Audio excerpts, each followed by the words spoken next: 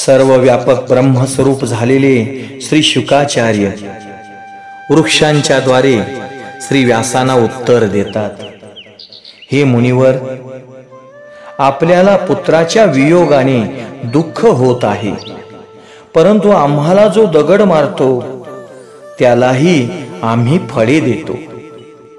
वृक्षांची फळे त्यांचे पुत्रच होत. दगड मारणाऱ्यांनाही जे फळे देतात ते वैष्णव होत.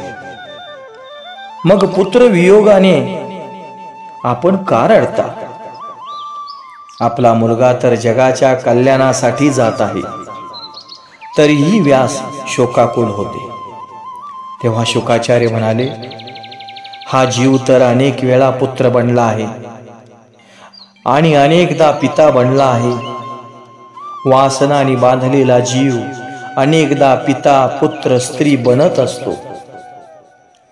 अनेकदा तर शत्रूही घरात जन्म घेऊन येतात. आपल्या वासनेमुळे आजोबाही नातू बनून जन्म घेत असतात. वासनाच नेहमी पुनर्जन्माचे कारण बनत असते. पिताजी, माझे व तुमचे अनेक जन्म झाले आहेत.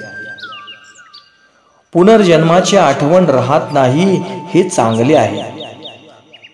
पिताजी, आपण माझे पिता नाही व मी आपला पुत्र नाही.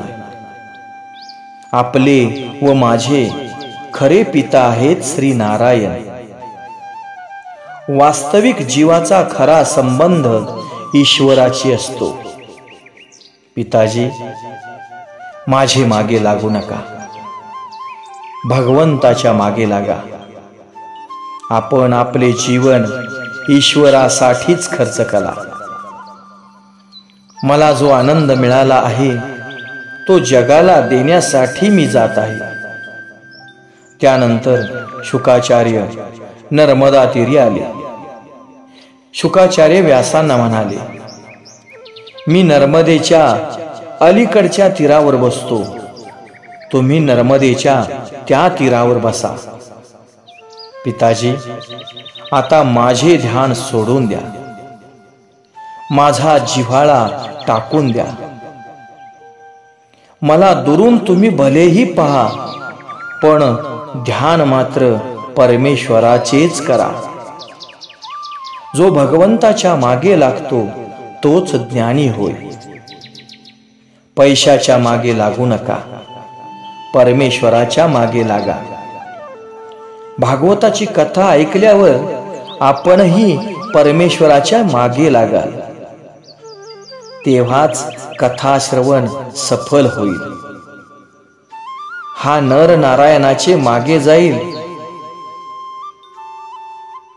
तो नारायण रूप व कृतार्थ होईल. व्यास आपल्या पत्नीला समजवतात,